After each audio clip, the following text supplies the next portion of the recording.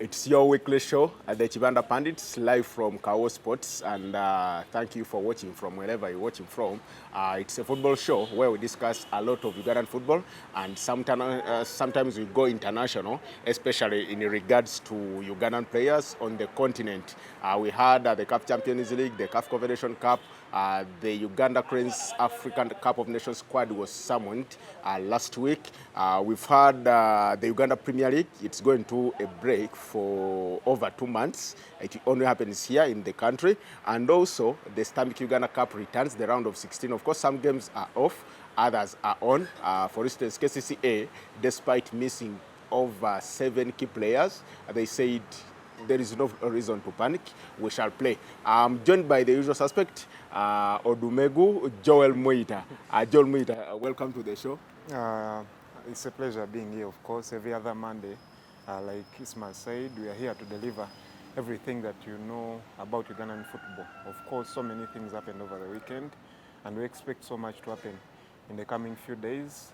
Like we mentioned, the squad that will be preparing for that game against South Sudan, the double-header, was summoned, and a couple of exciting names in there.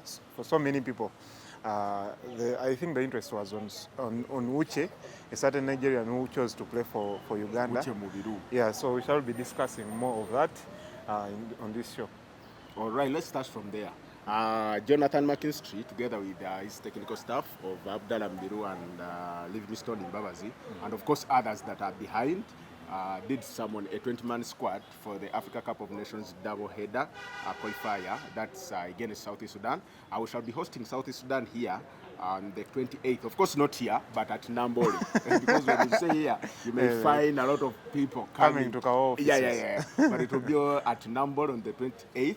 And then around the 1st, 31st actually. 31st, yes. We shall be in Nyayo, according to reports, yes. Where we shall be playing away from home. South Sudan also hosting away from home. One, Jamal Salim returns. What does this mean to him and the country as well? Of course, very important for us for him to return on the national team. He's been under the setup, of course, since for the time he was at KCC. Then when he moved to Sudan, he's been one of the understudy goalkeepers for Denis Onyango, and he's tried to do a couple of interesting performances, I should say, especially with Al Hilal in the CAF engagements. And I believe, for me, it was timely for him to return back to the team. Of course, after the scenarios that happened in the African Cup of Nations 2019, where he had an engagement, and rather an exchange with Honorable Member of Parliament, Odongoto. In my opinion, I thought it was the Honorable Member who was in the wrong, but Federation of Uganda Football Associations, FUFA, chose to punish Salim Jamal. Of course, and the only way you can punish the Honorable is by not voting him into Parliament. And they ended up punishing him. Of course, he has only returned since then, and I think I believe there were discussions in there between the player. Of course, he was summoned and he made his case. He said he wasn't intending to disrespect the Honorable, but of course, in the end, I think maybe there was a submission of an apology, and in the end, he had to come back to the squad. Yeah, in the same line, Alan Katerega was also cautioned. He was given a 4-month suspension from the national team, but it was suspended. Yes. Meaning he can come back anytime. Yeah, but just imagine, it's suspended and you're not summoned here. Yeah. And maybe 4 months later, it's when they're going to summon you. And you misbehave. It means the suspension will still be lifted. Yes. In the same line, Alexis Baka and Lumara Abdu could be set for the home debuts. Yes. Because remember, they missed the game against Malawi because they couldn't travel here. Looks like everything is sorted. What do you think they bring to Nambole? Playing first time at Nambole for the national team, of course, because underage, I think Baka, not even underage, Baka in the league, I think did with Simba, which is UPDF now. UPDF now, yes. And Lumala, not so sure. Not so much, yeah. Because I think he left when he was still at Old Kampala. Yeah, so he hasn't had the feel of what it means playing at home. And we've had a couple of players coming here, those that have lived for so long outside Uganda. And in most cases, their appearances haven't been impressive. Of course, don't mention Mutumba. That is the name I was going to mention. Melvin Lorenzen did get the chance to play. Yeah, but he trained at But he Nambole. trained, and he seemed like a very talented player. But we are all waiting to see what Lumala and Alexis Baka can offer. Of course, there is a time when Opondo came, but he didn't get the chance to play. He was left on bench. So we're waiting to see whether McKinstry will give Lumala and Alexis Baka a chance to play at Nambole. Talking Melvin Lonzen, the coach, while on a certain radio on Saturday, did say that he did speak to Lorenzen yes, about a return for the Cranes. The boy just said, please, just let me be. I'm not coming back to Uganda. In that line, Woche Ikipieza Uchekuchu Mumiru, Jaden Onen, yes, and Elvis Bomono. Elvis Bomono. I think Bomono. I think I like Bomono. Maybe I like the name. Is he related to Elvis Senono? Of course not, because Elvis Senono is from Fourth. I don't think Bomono has ever played for anything Fourth.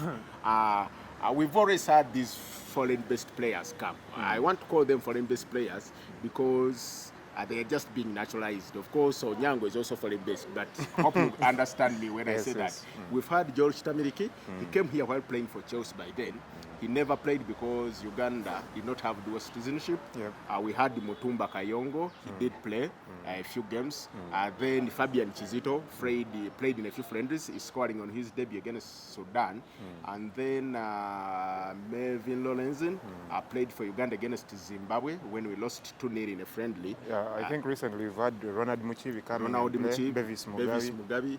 Do we see the three making an impact that Mugabi and maybe Muchibi are making, and also settling here for the national team? Because Mutumba, after a few games, left. Yes. Then Fabian Chizito, after the friendlies, left. Actually, he played a qualifier. I think that's away to Angola. He came in as a substitute and never settled in the team. So the local boys tried to carry on. Do you see the three settling in? And what do they bring that we don't have in, say, Saidi Cheyune, Fahad Bayo, or Patrick Kadu that was not summoned? In the first instance, one would ask whether they will fit into our system, because in most cases, some of these people that have been coming tend to struggle playing in our style. That's if we have a style anyway. And I think we are creating a style under McKinstry. We did try to create one. But of course, we've always had a style. Mitchell was defensive, that's a style. The Sabri was kind of confusing. At the start, he said he wanted free-flowing football. During the qualifiers, he never went for that. In the Africa Cup of Nations, he did exhibit some free-flowing football. McKinstry, depending on Sekafa, you could see the free-flowing football that he's trying to preach. But back to you. Yes, so for me, I think that will be the first hurdle for them, fitting into a new system, a new environment. And not so many of them have been here. I doubt if Ukechukwu has been to Uganda before. I'm told... No, he could be, but not through playing. Jaden Onen was here at the age of 3, then he left with his parents. Then Bomono, I'm told he's been coming here for Christmas holidays. Then he goes back. So just like Savion Seneco's to be here. It's probably for him, he has a little clue about what happens in Uganda. But for me, no excitement in their calls. I believe these are just Ugandans that are living out there, and probably the coach wants to try all the avenues that we have. Probably every player that we have that has an attachment to Uganda, he wants to try them out. And I believe they will be given a chance to probably be tried out, and we know where exactly they can help us. But for now, I can't really tell what they are going to add to the Cranes. Yeah, but I saw a 6 feet plus. Yes. Which Ukechukwu Mubiru. Let's go for the Mubiru. Of course, not Hassan or Mamba. I was told by the coach, Jonathan McKinstry, about the background of where the name comes, Mubiru, because the father is a Nigerian, the mother is a Ugandan. I think she comes from the Mamba clan, and simply because she wanted the son. After crossing the now, understand the Mamba clan, then it's something to be proud of if you're a Uganda. But I've grown here. Yeah. Yes, but I'm told the mother wanted his kid to have that name. So since childhood, Ukechukwu has carried that name of Mubiru, regardless of the fact that probably has not come to Uganda, but he is known as Mubiru. The coach described Jayden Onen as a Jordan Sancho type of player. And then Uche Okechukwu, trying to explain what he really brings to the team. He said he's big, he's tall, he's fast. But reading on Wikipedia, one of the attributes that this Uche does not have is that he struggles to control the ball. I don't know whether we're going to play without controlling the ball, but of course he's playing at Hearts. Yeah, Hearts where in Scotland, yes. But he's played for a couple of teams in England, actually including at Watford. A few years back, I think around youth team or not the senior? I think by then they were in the lower divisions. And I read about a story somewhere. He was a close friend to Odion Igalo, who was at Watford back then. So probably we believe he would be in the same structure as Odion Igalo, but we're not sure about his abilities for now. Yeah, I saw Odion Igalo yesterday doing something in the lead up to the second Manchester United goal.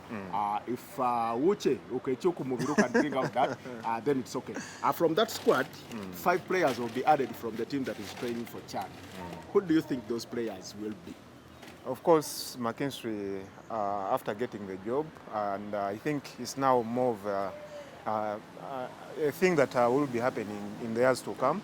They said, if we have 2 foreign best goalkeepers, the third will be a locally based goalkeeper. And I think for me, if Lukwago recovers in time, Lukwago has recovered.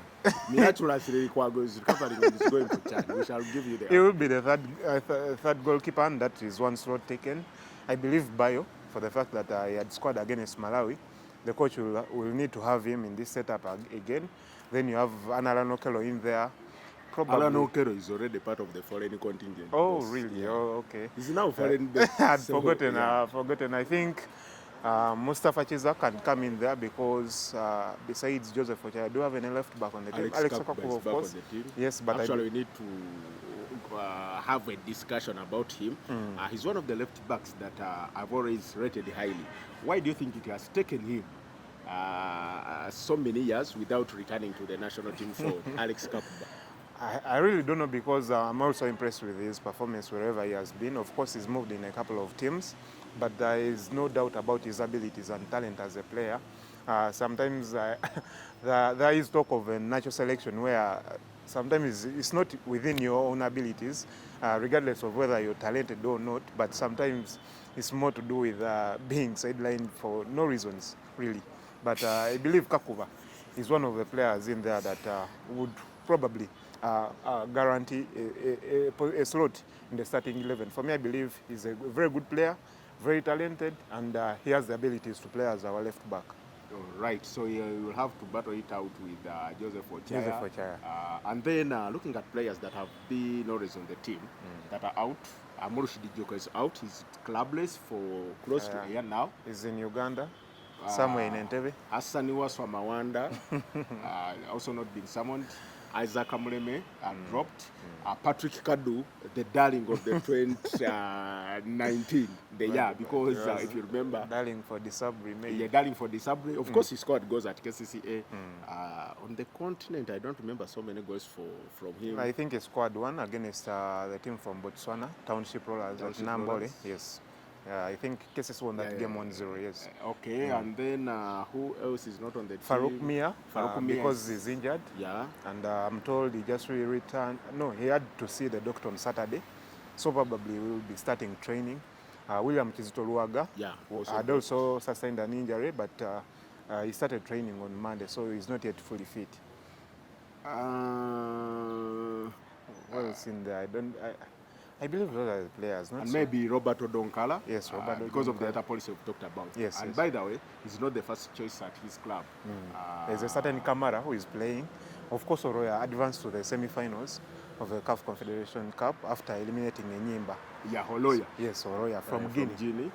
And Odonkala is part of the team, but of course not part of the starting team. So what are our chances against South Sudan? Of course, still early, but this is the South Sudan side that did eliminate our under-20 23. Under 23 back then. And then I remember during the qualifiers,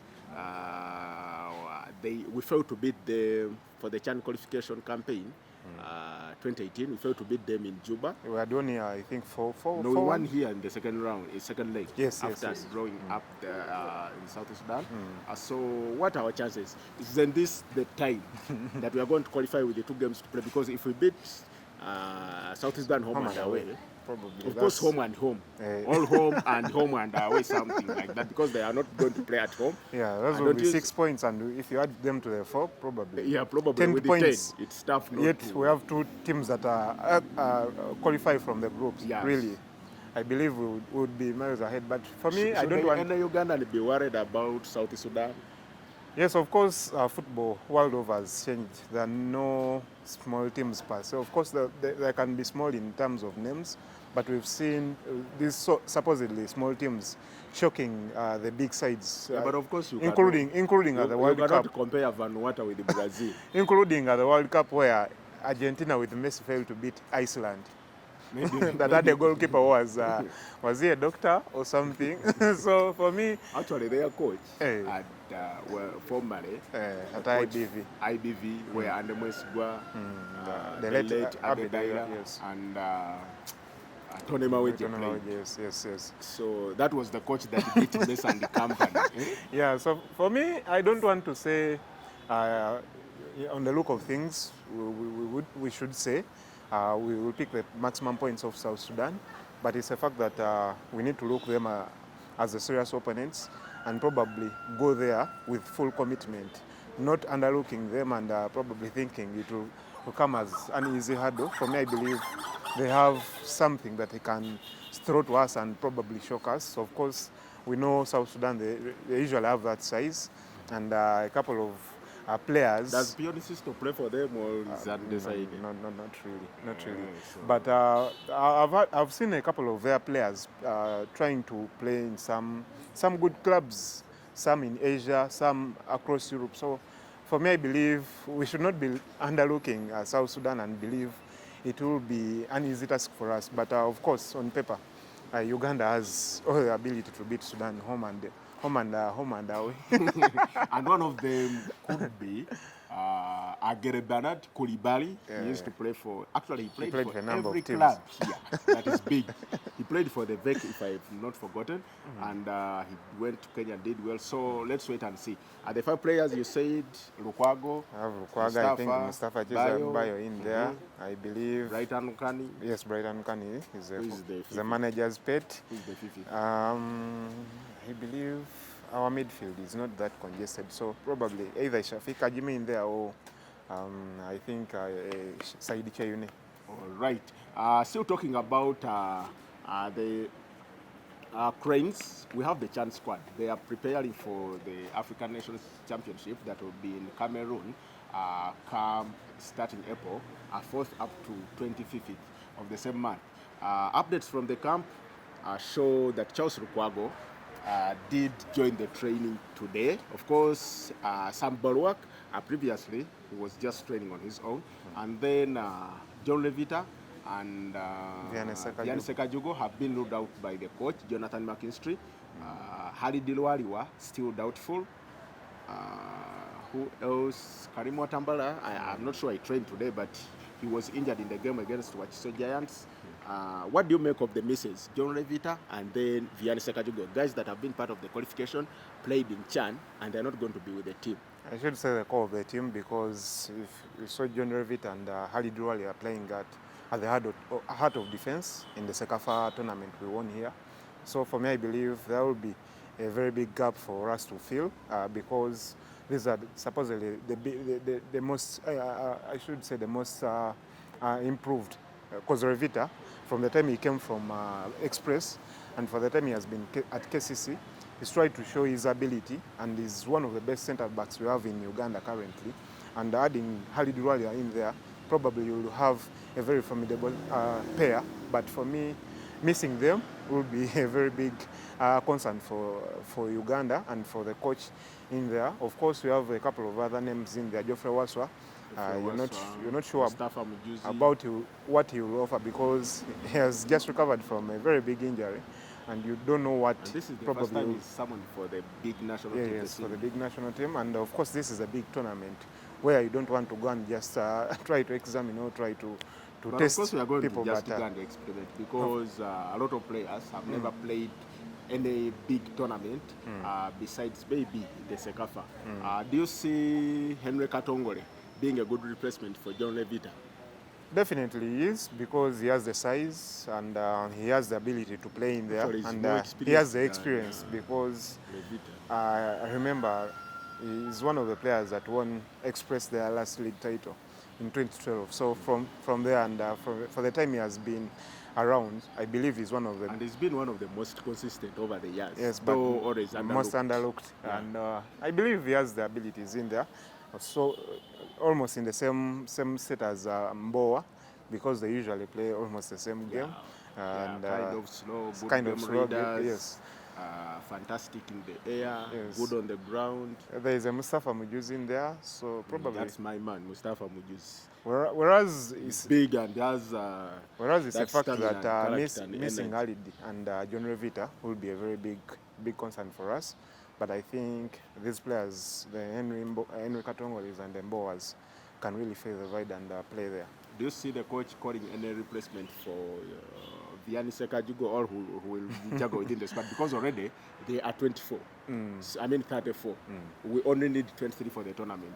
Do you see a certain player being given a chance, just like Henry Katongole was given a chance, or it's all I really don't believe. I think the injury concerns have just only lessened the work of the coach in terms of narrowing the squad, because no, but sadly these are the players that could have been very key. Yes. Now you're going to gamble with players that were not initially in your plan for the 23, maybe. Yes, maybe that, but of course now that you have them in your training sessions, probably you can polish them a bit than rather calling a new person that will start afresh, and probably the time is now narrowing. So for me, I think he won't add any. I believe he will only choose from those that are available right now in the camp.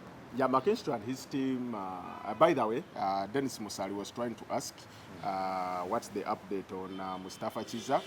Mustafa Chiza is back in the country, and he did train today with the national team, the Chad national team. I was speaking to one of the players. Of course, I won't mention them here, but he's foreign based. He told me Mustafa did well at the trials where he is. However, KCCA is asking for large sums of money. If anything happens, of course you'll get the information from Kawowo. But of course, I'm in the website, and of course we shall be here on the Kibanda, also trying to tell you whatever happens, just in case Mustafa Chiza doesn't join Lausanne or any other club in Switzerland. Away from that, we have the league going into the break. The title race seems to be between the two big boys, KCCA and Vipers. Neither won in the week when they had a chance either to close the gap or to widen it. Yes. But of course, the major talking point, let's just talk one game. That's Vipers against Wachiso Giants. It was a Wachiso derby of sorts. So it ended 0-0. But the major talking point from Friday up to now is the red card to Bayo. A lot of officials from Vipers took to Facebook.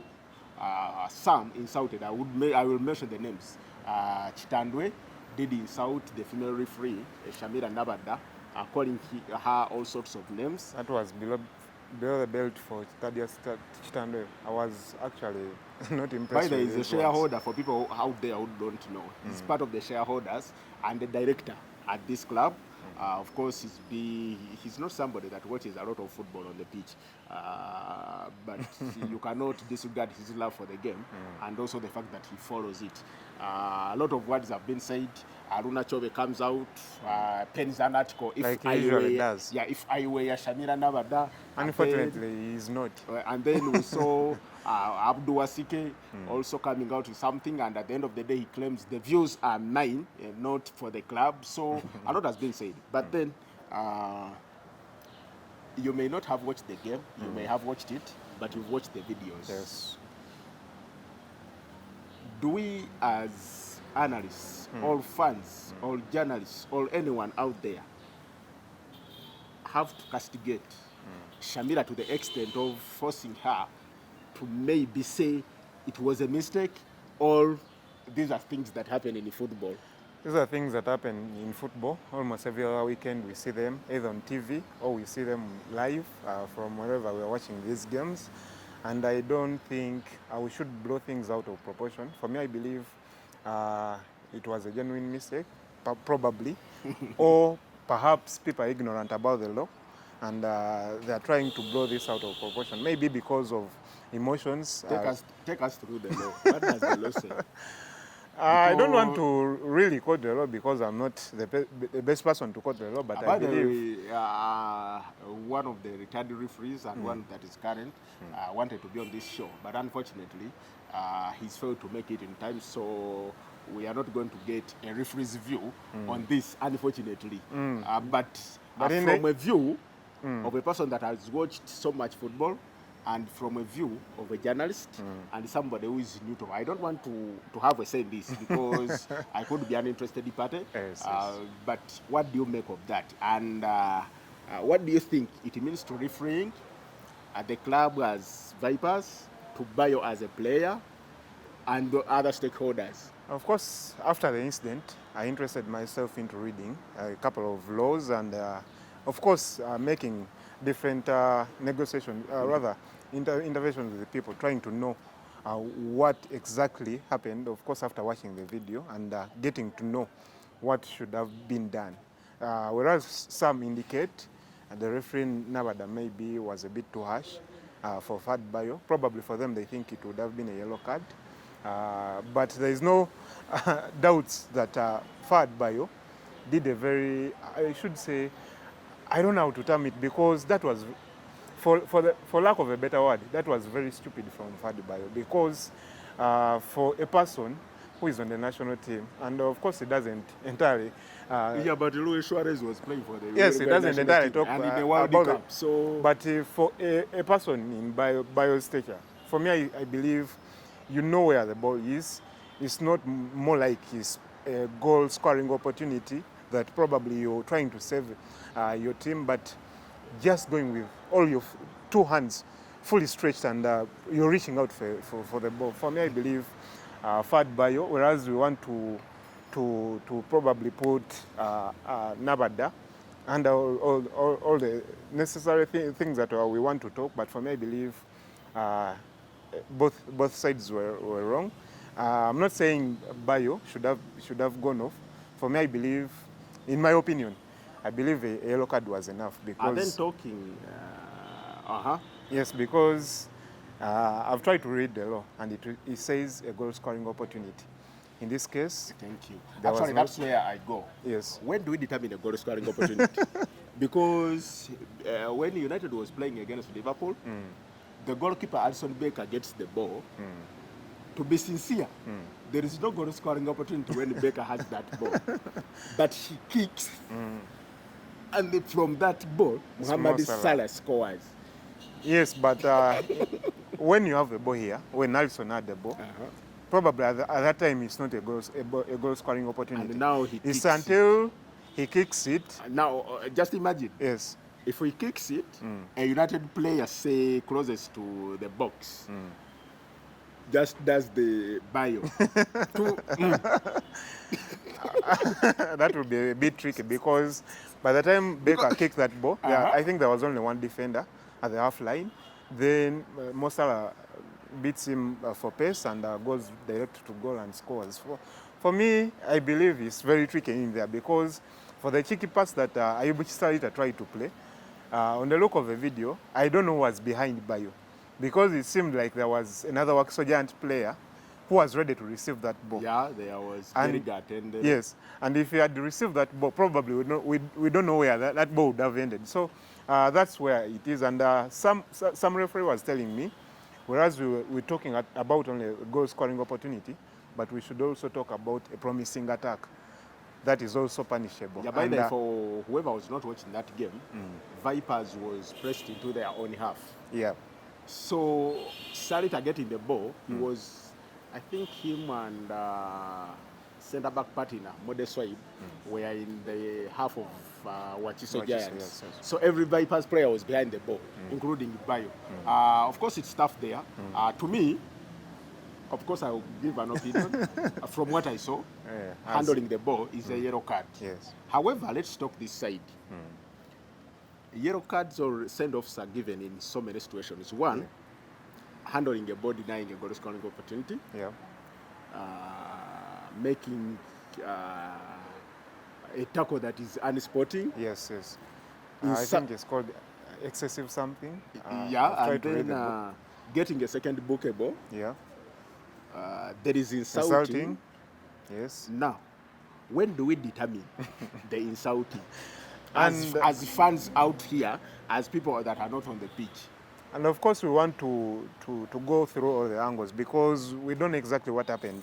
Not so many of us were near referee Nabada or Bayo. Of course, it was only him. And in the video, we see Fahad Bayo trying to talk to the referee. But we are not sure about what he was saying. The reason as to why I'm trying to ask this question, Joel, is the fact that from the time a red card was dished out, it was a shock to everyone in the stadium people, and for whoever was watching on TV. But then, theory started to come out. Yeah. Thank God this game was live on TV. A friend of mine, Clive Chaze, tried to say that by the time Bayo reached the referee was already holding the red card in her hands. Not really. After watching the video, he realizes that's a myth. Yes, yes. Then, a friend of mine, Aruna Chobe, says Bayo did not utter out any word. But in the video, Bayo is talking. He's talking. And actually, he's trying to confuse the referee, saying the ball hit me in the chest, not in the hands. I think that's another insult. Yes. No, that's another insult. You know, we've always heard the footballers trying to deny what they have done. Yes. But when Luis Suarez did, actually I was speaking to my friend Jacobo Simmons today, he said, seeing Bayo trying to convince the referee that the ball hit he had tested, yes. He said he would, if he was Bayo supposed to get 2 red cards. If Bayo was Suarez, yes, he would say he had headed off the line. But of course, that calls for a lot of scrutiny. Yes. One, Vipers are chasing the title. They are going to miss Bayo for 2 games. That's if the red card stands, and I hope it will stand. And then it brings us to a lot of decisions that have been made by the refs and have been questioned. In the reverse fixture at Chitende, a center referee, a friend, Moses Oloya, did disallow Vianney Sekajugo's last-minute goal for offside, yet even his assistant never raised anything. Referees... And I think it was even this season, when Saidi Cheyune's goal against Vipers at Chitende, the URA game was cancelled. It would have been an equalizer. Yeah, I remember that. Of course, I didn't watch the game, but I saw the video. Then we had the Bright Stars goal against KCCA go through the net. Yes. And referee. Then there was a penalty given to Vipers against Maroons. No, I don't want you to talk about Vipers. No, I'm not talking about Vipers. I'm just highlighting the incidents that have happened this season. That's why I'm trying to divert attention to other incidents in other games. So there are so many incidents happening out there, and I believe this also goes out to the referees committee and the people in charge of the refereeing in Uganda. I believe we've had so many incidences come up, and probably you need to go back and try to rectify some of these, try to talk to your people and probably improve their standards. Of course, it comes with a bit of challenges, delayed payments, sometimes no payments. So for me, I believe it's a combination of things, but for Vipers fans, I don't believe whatever they're doing, yes, regardless of you losing 2 points in that game, we all know you're chasing the title, but it doesn't mean you insult people. And talking about payments, of course, we've always talked about referees' payments being delayed. But being a referee, first of all, you have to have the integrity. It does not come with payment. Integrity doesn't come with payment. That's one. I think the payments don't reflect in the 90 minutes that you're going to officiate. Thank you. Yeah. And referees worldwide are professionals doing other things. Policemen, teachers, and the same thing here, by the way, if you follow those referees that we have. And also, I don't think FIFA does not pay referees, because I saw Graham Paul dishing out 3 yellow cards to just one player. Yes. You know? Yes. So there is this taxi referee. Is this Tunyai Takli issuing a red card to Nani in the Champions League quarter-final, United against Real Madrid. Yes, Real Madrid. So a lot of mistakes have been happening. For friends out there, of course it hurts. Yeah, especially when the team loses points, loses anything, because at the end of the day, referees will be exonerated. Even if they are punished, the results will stand. But let's just put in common sense sometimes. Because today, it was against the Vipers. Tomorrow it will be for Vipers. And I'm waiting to see the reaction from the Vipers corner, because before the season ends, it will happen. Like I was mentioning, there have been so many cases. So for me, sometimes I even want to say that Vipers fans don't have the moral authority to attack referees, because you've gone away with so many incidences. They've gone away with the murder. Actually, the season when they won the championship, KCCA had a goal against Timbarara. Yes, disallowed. And if KCCA had got those 2 points, to add on the one, they would be champions. Because Vipers were, No, actually, the Vipers won with 2 points, and KCCA had a better goal difference. So, and Samba Bobrin, thank you for watching. Then Dennis Musali, thanks for watching as well. I've seen Zita Bernard Kacheli, and from the camp, the Uganda Cranes camp, some people are watching, by the way. Saidi Cheino, thanks for watching. Alan Okero out there, thanks for watching. We are about to get to the end of this. Then we have a couple of Uganda Cup fixtures. Tomorrow would be URA at home to Waxo Giants. The game has been postponed because URA have over 7 players on the team, national team. Of course, Wachiso has 2, all 1.5. Hassan Senyonjo and a half of Vianney Sekajumo. Then Vira Mbalala also postponed. Vira have 3 players. Yes. That's Ndahiro and David Owald Colgate. And so is Mbarara. And Mbarara have Brian Ahewa and Ibrahim Olito. Of course, they are 2. KCCA with over 7. I've said we are playing Duffs. That's on Saturday. And of course, Proline will also be in action against Chibogayanga. Proline have 2 players. I'm just imagining. Fate comes that Proline do lose that game.